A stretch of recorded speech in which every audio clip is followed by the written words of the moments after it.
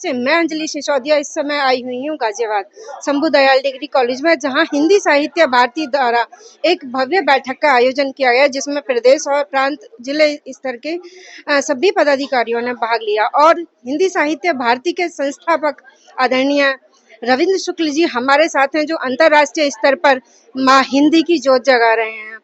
आज आदरणीय, मैंने आपका उद्बोधन सुना। मैं देख रही थी कि एक साहित्यकार होने के साथ साथ आपने जो एक सनातनी और हिंदू जन जागरण का काम अपने उद्बोधन में किया है, क्या आपको लगता है कि हर साहित्यकार को ऐसा हो जाना चाहिए? बिल्कुल, मुझे लगता है कि अगर दुनिया में मानवता पैदा करनी है तो निश्चित रूप से उसे यही सनातनी ही बनना पड़ेगा, क्योंकि बाकी सब जितनी उपासना पद्धतियां हैं वो पंथ हैं, संप्रदाय हैं, मजहब हैं और रिलीजन है, वो धर्म नहीं है। सनातन धर्म एक ऐसा है जो उपासना पद्धतियों पर दुराग्रह नहीं करता। कोई भी आप उपासना पद्धति मानो, किंतु अच्छे व्यक्ति बन जाओ, इसलिए हमारे ऋषियों ने कहा मनुर्भव, मनुष्य बन जाओ। और मनुष्य अगर कोई होगा तो निश्चित रूप से दुनिया का कल्याण होगा। ये जो इतना युद्ध दिखाई दे रहा है, जो मारपीट दिखाई दे रही है, खून बह रहा है, ये अगर बंद हो सकता है तो केवल सनातन के चिंतन के आधार पर बंद हो सकता है, दूसरा कोई रास्ता नहीं।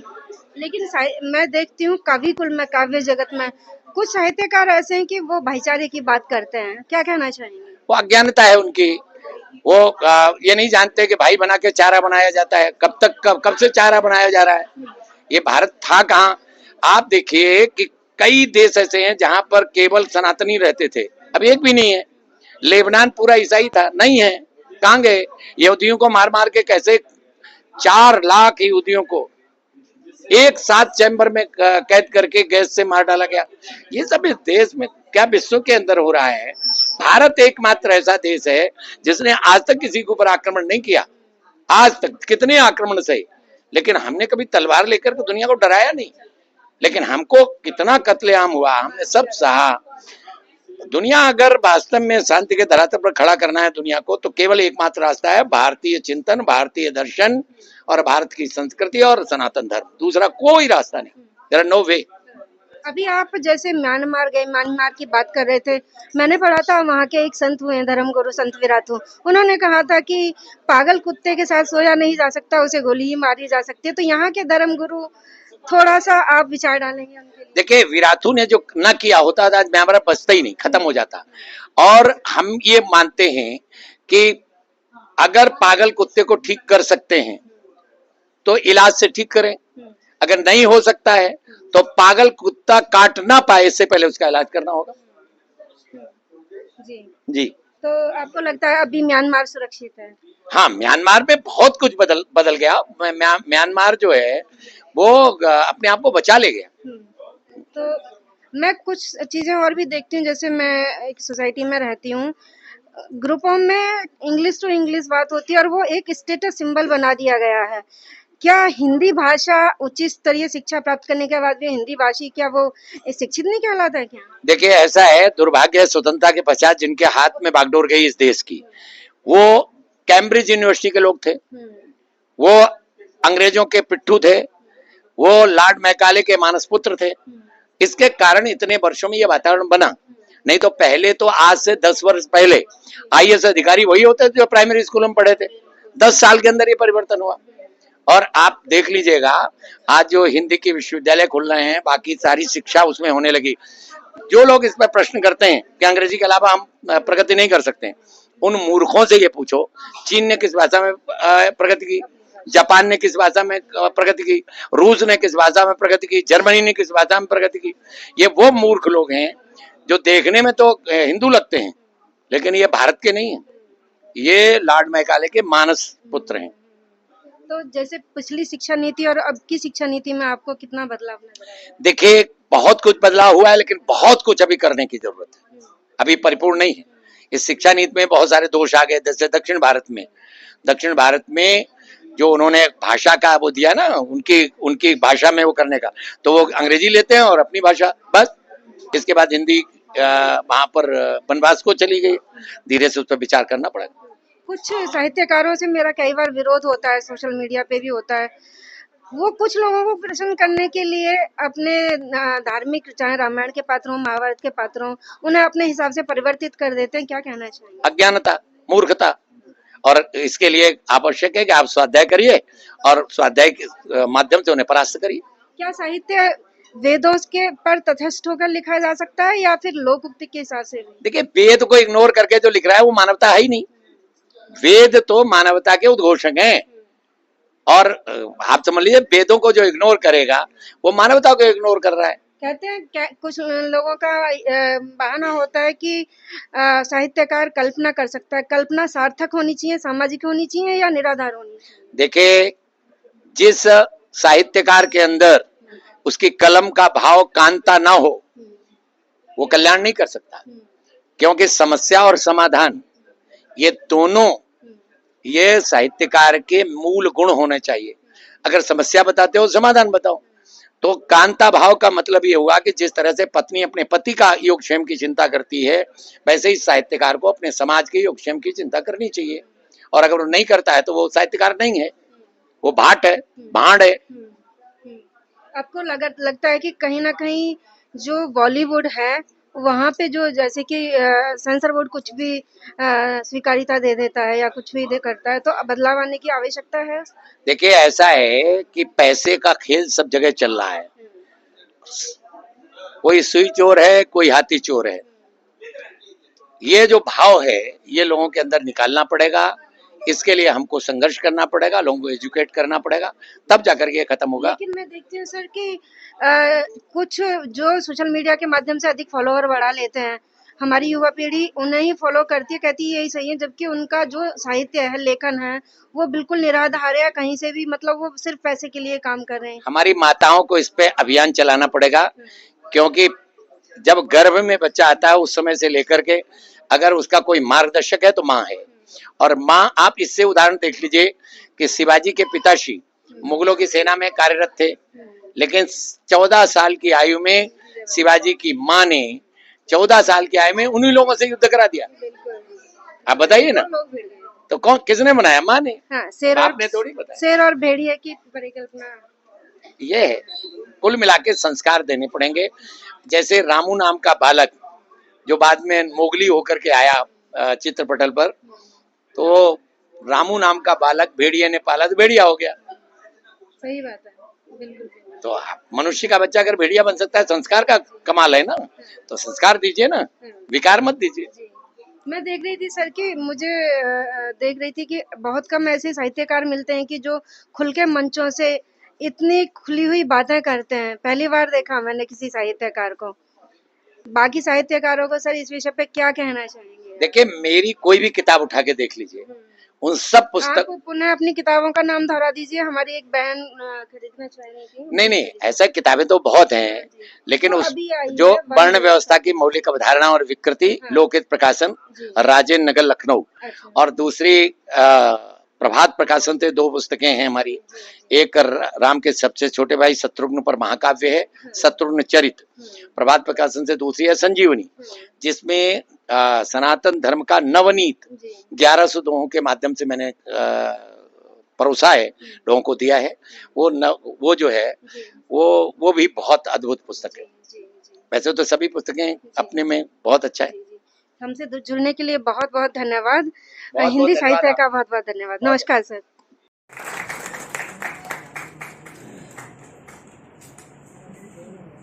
बहुत सुखानुभूति महसूस हो रही है जब ऐसे लोग हिंदी की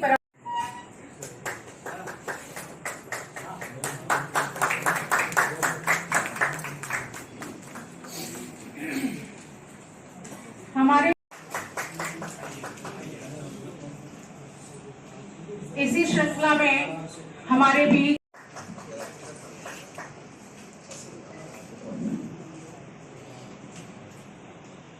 के लिए भी मैं आदरणीय कोषाध्यक्ष जी और उपाध्यक्ष जी से निवेदन करती हूँ।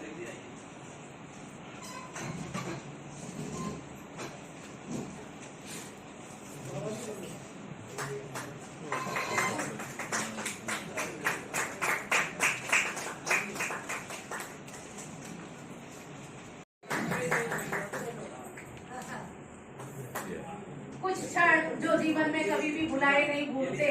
ये शायद उन्हीं क्षणों में से एक क्षण है दोनों के लिए। मैं अभिनंदन कर रहा हूँ। शत्रुघ्न चरित्र जैसे महाकाव्य के रचयिता, अनेक ग्रंथों के प्रणेता, राष्ट्र जागरण के अग्रदूत, हिंदी भाषा का भास्वर स्वरूप, जिनके कारण से आज स्वयं हमारी संस्कृति अपने को उत्तरवर्ती होने का सौभाग्य मान रही है, ऐसे मनीषी का गाजियाबाद के इस प्रतिष्ठित महाविद्यालय के इस सभागार में हार्दिक स्वागत करते हुए मैं अपने को धन्यता का अनुभव करता हूं। डॉक्टर रविंद्र शुक्ल जी किसी व्यक्ति का नाम नहीं है। वह देखो मतलब जब परमेश्वर को अपना काम कराना होता है ना, तो वो अपने स्वरूप को किसी न किसी माध्यम से प्रकट करते, अवतरित करते। हिंदी साहित्य भारती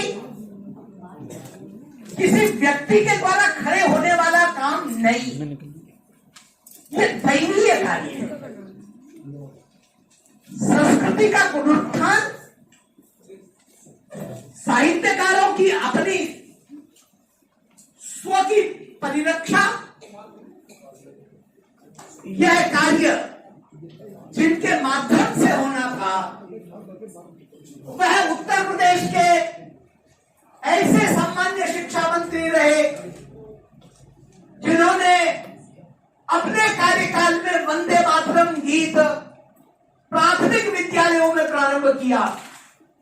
पर जब शासन की ओर से यदि कहीं कुछ ननुने हुई तो उन्होंने उस पद को ठुकरा दिया और कहा मेरे लिए वंदे मातरम पहले है। राष्ट्र देवता, राष्ट्र की आराधना करना मेरा पहला मंत्र है। कल रात्रि की ही तो घटना है, फेसबुक पर मैं देख रहा था। बोले भाई जातिवाद से कैसे ऊपर उबरा जाए, सोच रहा हूं शुक्ल, हालांकि शुक्ल तो दो ही पक्ष हैं, कृष्ण पक्ष और शुक्ल पक्ष। कृष्ण पक्ष चल रहा है, शुक्ल पक्ष तो उजियारे का प्रतीक है, तो इसलिए शुक्ल जीवन में शुक्लता धारण करना ये सौभाग्य की बात होती है। पर क्यों इसके लिए भी चिंतन कर रहे हैं भाई, भारत के लिए, अपनी भारती के लिए, क्यों मैं शुक्ल शब्द को भी त्याग दूं तो कैसा रहेगा? ऐसा हम सब अपने आत्मियों से वो रात परामर्श कर रहे हैं। आप विचार कीजिए, तन समर्पित, मन समर्पित और यह जीवन समर्पित। 4 बार के विधायक रहे, पूरा राजनीतिक परिदृश्य भी साफ रहता है, पर इसके पश्चात भी कैसे अपनी संस्कृति, और वह भी केवल हिंदी भाषा के रूप में नहीं बल्कि भारतीय के रूप में अन्य अपने आंचलिक भाषाओं को पल्लवित पोषित करती हुई कैसे वो आगे बढ़े, कैसे विश्व का मार्गदर्शन करे। कल ही तो सीधे म्यांमार से चल करके भारत में उन्हें 5 दिन के प्रवास के बाद लौटे हैं और वहां भी हिंदी साहित्य भारती की शाखा को एक सबल रूप से वहां खड़ी कर करके आए हैं। मैं ऐसे रात दिन केवल और केवल भारती की चिंता करने वाले, और चूंकि आज सारे रचनाकार हैं, मैथिली शरण गुप्त जी को पता लग गया था, उन्होंने लिखा गूंजे हमारी भारती, विश्व पटल पर हमारी भारती गूंजे। पर उसके लिए स्वयं गुप्त जी ने ही अपने को शुक्ल जी के रूप में व्यक्त करते हुए ये झांसी की धरा से ही हिंदी साहित्य भारती का उस समय जन्म हुआ जब कोरोना में लोग अपने घर से बाहर नहीं निकल रहे थे। तरंग माध्यम से, तरंग गोष्ठियों के माध्यम से संपूर्ण देश को नहीं, संपूर्ण विश्व को एक धरातल पर एक बैनर तले लाने का यही सामर्थ्य है। तो वह सामर्थ्य परमेश्वर ने ऐसे व्यक्तित्व को दिया। स्वास्थ्य बीच में भले ही खराब हुआ, पर वह स्वास्थ्य, खराब स्वास्थ्य भी नवीन ऊर्जा के साथ में प्रस्फुटित हुआ। इसीलिए हुआ क्योंकि शुक्ल जी देश के वरेण्य कवि डॉक्टर बागी दिनकर जी, हिंदी साहित्य भारती के यशस्वी महामंत्री मेरे अनुज और पूज के सशक्त हस्ताक्षर आदरणीय अक्षय जी, हिंदी साहित्य भारती उत्तर प्रदेश के प्रभारी प्रिय भाई रामनिवास जी शुक्ल, मेरठ प्रांत के अध्यक्ष बाबा कानपुरी जी,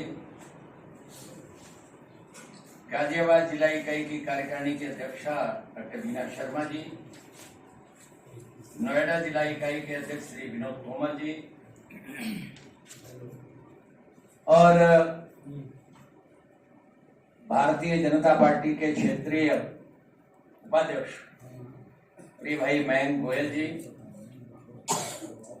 मेरी बड़ी बहन कहें या वैसे तो हम दोनों समान हैं, लेकिन अक्सर भाई बहन की जो स्थिति रहती है वही हमारे इनके बीच में रहती है।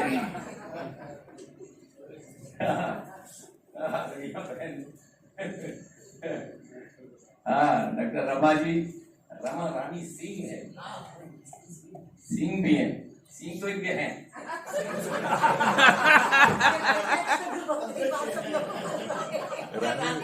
रानी भी है।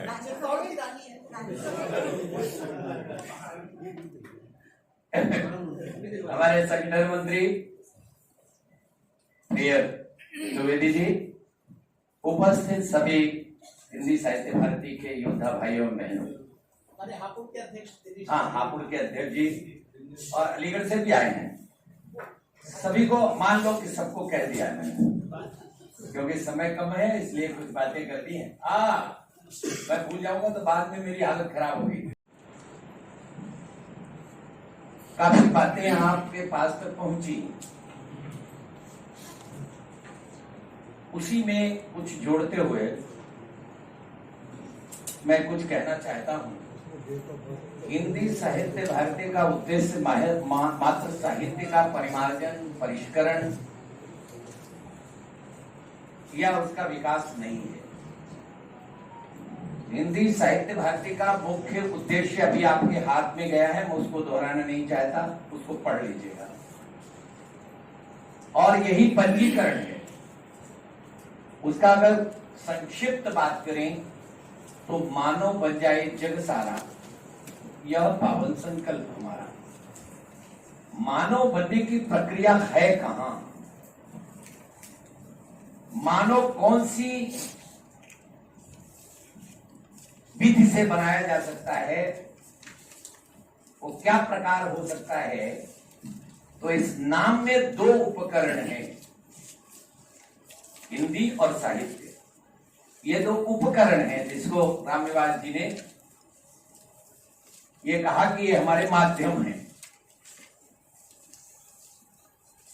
आप संस्कार देंगे, संस्कार कैसे देंगे, कैसे बताएंगे?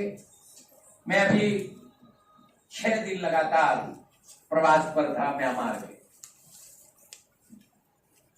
और मेरी बहुत यात्रा भी वहां हुई। लगभग जितना हिंदू समाज और बौद्ध धर्म के अनुयायी हैं, उनसे लगभग मेरी कई जगह वार्ता हुई है। वहां के दूतावास ने मुझे आमंत्रित किया था, उनके कार्यक्रम में तो था ही हिंदी दिवस पे 14 तारीख को मुख्य अतिथि के रूप में, लेकिन बाकी वहां पर उत्तर प्रदेश बिहार परिषद है, उन्होंने कार्यक्रम किया। एक गणेशोत्सव बहुत बड़ा था, उसमें कार्यक्रम हुआ। एक काली मंदिर है, उसके ट्रस्टी बोर्ड ने एक कार्यक्रम किया, उसमें भी मैं था। फिर राष्ट्रीय स्वयंसेवक संघ जो वहां सनातन धर्म स्वयंसेवक संघ के नाम से चलता है, उन्होंने कार्यक्रम किया। ऐसे अनेक कार्यक्रमों में वहां पर जाना हुआ। तो सोचिए आप, जब इतने सारे कार्यक्रमों में जाना हुआ तो वह संवाद कैसा हुआ होगा, आप कल्पना कर सकते हैं। 25,000 का एक सम्मेलन हुआ, 25,000 लोगों का सम्मेलन था। स्पष्ट शब्दों में जो मैं जैसे भारत में बोलता हूं उतना ही, और 2 मुस्लिम्स हमारे मंच पर थे। इसके बाद भी मैं जो बोलता हूं मैंने वही बात वहां पर कही, स्पष्ट शब्दों में कही। और मैं ये मानता हूं कि इस दुनिया के लिए सबसे बड़ा खतरा अगर कोई है, न केवल हिंदुओं के लिए बल्कि यहूदियों के लिए और ईसाइयों के लिए, किसी भी संप्रदाय के लिए अगर कोई खतरा है तो एकमात्र खतरा है वो इस्लाम। और इस्लाम क्यों खतरा है? मेरी एक पुस्तक है जो लोकहित प्रकाशन लखनऊ ने छापी, उस पुस्तक को आप लोग एक बार जरूर मंगा लीजिए। 5 वर्ष शोध करने के बाद मैंने वो पुस्तक लिखी। नाम है उसका वर्ण व्यवस्था की मौलिक अवधारणा और विकृति। जो लोग अंग्रेजी भाषा में पढ़ना चाहते हैं वो डायमंड प्रकाशन से अंग्रेजी में भी वो आ गई है, अगर आप मांगेंगे तो वहां से भी आ जाएगी। मराठी में भी उसका अनुवाद हो गया है और तेलुगु में भी उसका अनुवाद हो गया है। 26 आयतें मैंने उसमें लिखी है। मैंने कुरान को 4 बार पढ़ा। कुरान को 4 बार पढ़ने के बाद मैं इस निष्कर्ष पर पहुंचा और मैंने अपनी पुस्तक में साफ साफ शब्दों में लिखा कि कुरान का कोई भी अनुयायी सहिष्णु हो ही नहीं सकता, मेरी चुनौती है। और जितने देश के बड़े नामी धुरंधर जिन्होंने वंदे मातरम अनिवार्य करने के बाद मेरे खिलाफ फतवा जारी किया था, उनको फ्लैग लगा करके मैंने वो पुस्तक भेजी। मैं चाहता था कि उस पर विवाद हो ताकि लोग जान सके क्या ऐसा लिख दिया। लेकिन एक भी मौलवी ने एक शब्द भी मेरी पुस्तक के संबंध में बोले ही नहीं, क्योंकि मैंने 26 आयतें उसमें लिखी हैं और उसमें लिखा सूरा नंबर इतना, आयत नंबर इतना। एक आयत केवल कोट करता हूं, सूरा नंबर 9 आयत नंबर 5। क्या 6 ऋतुएं होती हैं, ऐसा होता है वैसा होता है, सब उसमें लिखा। तो वहां पर एक और उन्होंने आगे लिखा कि 72 हूरे आपके अभिनंदन के लिए तैयार है और वहां जितनी ऐश करने हो उतने ऐश करो। बॉर्डर पर 200 तहसीलें हैं, बॉर्डर पर ये 200 की 200 तहसीलें पूरी पूरी ये इस्लामिक बहुसंख्यक लोगों से भर गई हैं।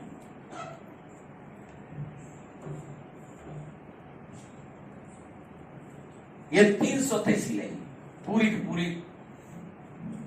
अब ये करते क्या है, किस तरीके, और कोई दुनिया में विचार नहीं है। और एक बात और ध्यान कर लीजिए, अभी आपसे पूछेंगे धर्म कितने हैं बड़े बड़े, तो आप सबके नाम बताने लगोगे। अच्छा बताओ धर्म कितने हैं? एक धर्म है? चलो बहुत अच्छा, मैं आपको बधाई देता हूँ। चलो इतने लोग तो जानते हैं। देखिए, उपासना पद्धति को निरूपित करने वाला या उपासना पद्धति पर आग्रह करने वाला कोई भी विचार, यह पंथ है, संप्रदाय है, मजहब है, रिलीजन है, ये धर्म नहीं है। धर्म तो आदर्श मानवीय जीवन की आदर्श आचार संहिता है। इस्लाम कब पैदा हुआ आप जानते हो, किसने पैदा किया आप जानते हो, आप ये भी जानते हो कि जो कुरान को ना माने, अल्लाह को ना माने, वो इस्लाम का हो ही नहीं सकता। आप ये भी जानते हो कि ईसाई पंथ कब पैदा हुआ, आप ये भी जानते हो किसने पैदा किया, और ये भी जानते हो कि अगर कोई बाइबल नहीं मानेगा तो हो नहीं सकता। भारत के अंदर भी बहुत सारे पंथ पैदा हुए, इसमें सिख पंथ है, अब इसको भी धर्म कहा जाता है, बौद्ध पंथ है, इसको भी धर्म कहा जाता है। और हम सामान्य रूप से जो कलमकार हैं वो भी जब लिखते हैं तो अनेक धर्मों का सम्मान कर देते हैं। अब मुझे ये नहीं समझ आया कहां से शब्द,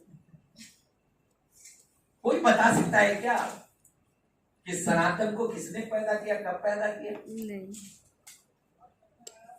जब आप तह में जाएंगे तो पता चलेगा। जब परमात्मा ने तय किया एको हम बहुश्यामी, उस समय जो सृष्टि के साथ नैसर्गिक मूल्यों का अवतरण धरा पर हुआ, उन्हीं नैसर्गिक मूल्यों का नाम यह सनातन धर्म है। अब देखिए, गुरु गोविंद सिंह ने जब गुरु परंपरा को समाप्त किया तो उन्होंने खालसा पंथ की स्थापना करते समय एक नारा दिया। वो नारा कहां चला गया आप सब भी नहीं जानते, बहुत सारे लोग, और कभी खुलकर बात भी नहीं होती। सकल जगत में खालसा पंथ गाजे, जगे धर्म हिंदू सकल भंड भाजे। बताइए, जैन ऋषभ देव ऋग्वेद में, उनको जो है वो हिंदू नहीं मानते। बहुत सारे लोग लगे इसी काम में कि जैन को पूरी तरह अभी तो अल्पसंख्यक बना दिया, डिवाइड कर दिया सरकार ने, अल्पसंख्यक बना दिया। आपके सिख अल्पसंख्यक हो गए, अब वो कहते हैं हम हिंदू हैं ही नहीं। और अपनी बात बतानी है तो आपको हिंदी में बताने में, अंग्रेजी में नहीं बता पाओगे, दूसरी भाषा में नहीं बता पाओगे। सभी देशों में नहीं चलती अंग्रेजी। अंग्रेजी के केवल अंग्रेजी 5वें स्थान पर है। अंग्रेजी, हिंदी नंबर 1 पर आ गई है दुनिया के अंदर। इसके कई शोध आ चुके हैं। अच्छा, एक बात बताओ, प्रमाण दो, किसी भी भाषा में कोई भी फिल्म बने उसकी डबिंग हिंदी में क्यों? पैसा चाहिए तो हिंदी के पास आना पड़ेगा, वोट चाहिए तो हिंदी बोलना पड़ेगा। बोलो है कि नहीं? हिंदी हमारे हिंदी साहित्य भारती के एक पदाधिकारी हैं डॉक्टर जयंती प्रसाद नौटियाल, उनका शोध भारत सरकार को जा चुका है। 40 वर्ष शोध करने के बाद उन्हें सौंपा है। उन्होंने कहा ये विश्व की सबसे बड़ी भाषा है, और प्रमाण दिए, सारे आंकड़े इकट्ठे कर। षड्यंत्र पूर्वक हमको दूर किया जा रहा है, लेकिन कितना भी कुछ लोग, हिंदी कुचलने वाली नहीं है। हिंदी दुनिया की सबसे बड़ी भाषा बनेगी। इसी भाषा के आधार पर एक उदाहरण देता हूं। हिंदी साहित्य भारती के जन्म के पश्चात आप जरा गूगल उठा के देख लें, 2019 में हिंदी साहित्य भारती का जन्म होता है। 2019 से पहले गूगल पर जितनी सामग्री वो देख लो, और इन 4 वर्षों में जो सामग्री आई वो 200% से अधिक है। पूरी दुनिया में हिंदी में लिखने लगे लोग। मैं स्वयं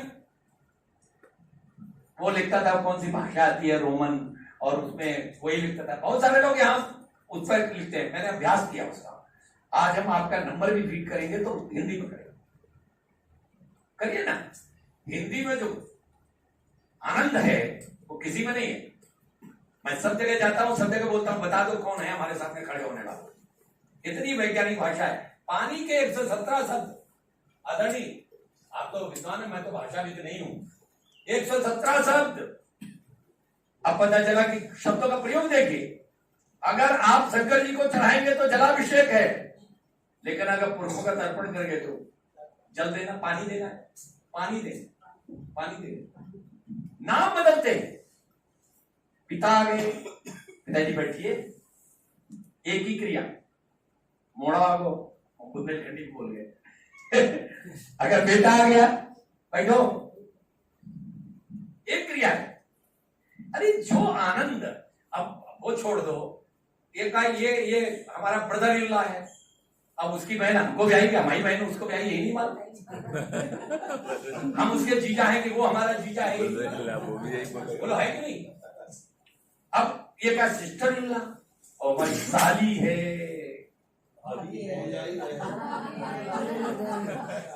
मालूम है नहीं, बताओ मेरे रिश्ते हैं क्या हो? ये अंकल कह दिया, आंटी कह दी, क्या मतलब है इसका? इतनी समृद्ध भाषा, लेकिन हम बेचारे हो गए उन अंग्रेज लोगों की, क्योंकि हमने स्वाभिमान से उसके बात नहीं की। अन्यथा एक बार खड़े हो जाओगे ना, तो जितने अंग्रेजी बोलने वाले हैं, मैं तो ट्रेन में चलते हुए अंग्रेजी बोलते हैं, हमने की हिंदी भी जानते हो ना। अरे हमने कहा सुनो, ये हमारे सामने मत बताओ। मैं तो जब वकालत करता था ना, यहाँ वकील भी बैठे हैं, ये बैठे हो जी सर, मैं वकालत करता था, शुरू में क्या मैं अंग्रेजी जानता था, मैं तो हिंदी में पढ़ा, हिंदी मीडियम में पढ़ने वाला प्राइमरी स्कूल का बच्चा। तो वहां बच्चे जब उन्हें बहस करना शुरू किया, उन्होंने अंग्रेजी में करिए, तो मैंने क्यों करूं अंग्रेजी? आप ईश्वर अंश जीव अविनाशी की संस्कृति है, तब हम कह पाए सर्वे भवन्तु सुखिनः सर्वे सन्तु निरामयाः। ये जरूर है, लेकिन सर्वे भवन्तु सुखिनः कहते हुए ध्यान रखने की आवश्यकता है कि हम ताकत पर बनकर के लोगों का मार्गदर्शन कर सकते हैं, बेचारे बनकर नहीं। इसलिए जो भारत माता को अपनी मां मानता है, जो सनातन धर्म में विश्वास करता है, उसको तो बनाना ही बनाना है। इसके बाद धर्मांतरण का राष्ट्रभाषा बन जाएगी, फिर क्या करोगे? जिला हिलाओगे क्या? राष्ट्रभाषा बनाना केवल उद्देश्य नहीं है, विश्व भाषा बनाना हमारा उद्देश्य है। हिंदी को विश्व भाषा बना करके हम अपनी संस्कृति को ले जाएंगे, क्योंकि हमारे पास वो मणि है जिसको छुलाने के बाद मनुष्य मनुष्य बन जाता है। वो अपने बारे में विचार करना छोड़ देता है, वो हम हो जाता है, मैं का भाव। इस बैठक में डॉक्टर वागीश जी ने लंबा परिचय दे दिया है, बड़ा ही सार्वजनिक परिचय दिया है। शायद उसके बाद शब्द जो है नहीं मिल पा रहे हैं, लेकिन फिर भी जैसा कि आप सब जानते हैं कि कुछ व्यक्तित्व इतने प्रगाढ़ होते हैं जिनको शब्दों की शिरोरेखा में बात पाना संभव नहीं होता है, और ऐसे व्यक्तित्व जब किसी पावन कार्य से जुड़ जाया करते हैं तो वे शब्दातीत हो जाया करते हैं। ऐसे व्यक्तित्व के धनी आज हमारे बीच उपस्थित हैं आदरणीय हिंदी साहित्य भारती केंद्रीय राष्ट्रीय अध्यक्ष एवं पूर्व शिक्षा मंत्री डॉक्टर रविंद्र शुक्ल जी मंच पर रखे हुए हैं।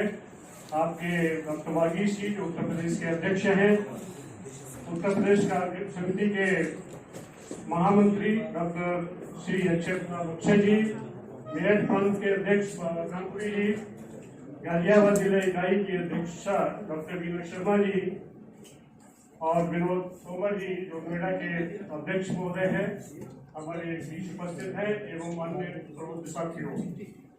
बड़े हर्ष की बात है कि आज इस माध्यम से हम लोग रूबरू हो रहे हैं। हिंदी साहित्य भारती, जैसा कि आप जानते हैं कि नाम से ही इसमें 3 शब्द हैं, हिंदी भी है, साहित्य भी है और भारती भी है। मैंने इसके परिचय में कुछ शब्द लिखे हैं जिनको मैं पढ़कर सुनाना चाहूंगा कि हिंदी साहित्य भारती है क्या।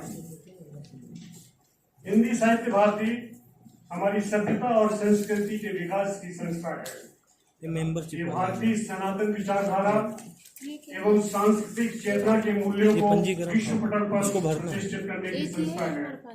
मानव बन जाए जगसारा, ये पावन संकल्प हमारा को मूर्त रूप देने की संस्था है। ये मानवता के कल्याण हेतु भारत के आदर्श जीवन मूल्यों को जन जन तक पहुंचाने की संस्था है।